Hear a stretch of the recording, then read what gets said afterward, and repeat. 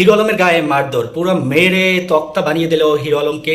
এমনকি সবার সামনে প্রকাশ্যে আদালতের সামনে হিরো আলমকে কান ধরে উঠবাস করালো বিএনপির নেতাকর্মীরা। আজকে যে আমার উপর বিএনপি লোকেরা মারধর করলো।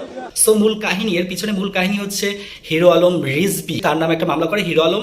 হিরো আলমের দাবি সেই মামলাটা ডিবি হারুন সে জোরপূর্বকভাবে করিয়েছিল। এখন কথা হচ্ছে সেই মামলার হাজিরার ক্ষেত্রে হিরো আলম ওখানে যায়, ওখানে যাওয়ার পর কোর্টে যায়, সেখানে বিএনপির যে নেতাকর্মীরা ছিল ধরে পিটিয়ে পুরো কান ধরিয়ে নাস্তানাবুজ করে দিয়েছে হিরো আলমকে। ফুটেজকে বার করতে পারেন তো হিরো আলম তারেক জিয়ার নামে কিছু বলছে যে তারেক রহমান সম্পর্কে হিরো আলম বিভিন্ন বাজে মন্তব্য করে বা বিভিন্ন খারাপ কথা বলে, সেই সূত্র রিজভীর কেস এক, আর দেখা যাচ্ছে তারেক রহমানের সম্পর্কে বাজে মন্তব্য, তার কারণে হিরো আলমের এই অবস্থা। আপনি কাকে সাপোর্ট করছেন? হিরো আলমের সাথে যেটা হয়েছে এটা কি ঠিক হয়েছে না অন্যায় হয়েছে সেটা অবশ্যই কমেন্ট সেকশনে জানাবেন। আসলে প্রত্যেকের স্বাধীনতা রয়েছে, কিন্তু এটাও ঠিক যে নিজের আমি কি এটাও ভাবা উচিত। আমি একজন মানুষের সম্পর্কে কথা বলবো বা একজন লোকের সাথে কথা বলবো আবিজুবি বা আজে বাজে, আসলে সেটা আদৌ ঠিক কিনা বা আমার তার ক্যাপাসিটি, তার সাথে কথা বলার যোগ্যতা আছে কিনা সেটাও কিন্তু বিবেচনা করার দরকার।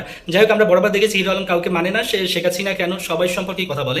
শেখ হাসিনা বিগত সালে যে সাবেক প্রধানমন্ত্রী সহ আওয়ামী লীগের নেতাকর্মী বা অন্যান্য যারা আছে তাদের ক্ষেত্রেও হিরো আলমের মধ্যে কিন্তু একটা নেতা নেতা ভাব, সে কাউকে পরোয়া করে না। সেই জায়গা থেকে হিরো আলম আবারও রিজভী বা তারেক রহমান সম্পর্কে কথা বলছে, সেই জের দড়ি আসলে মারামারি। তো আপনি কি বলেন এই বিষয়ে? আপনার মতামত অবশ্যই কমেন্ট সেকশন জানাবেন। Best of luck.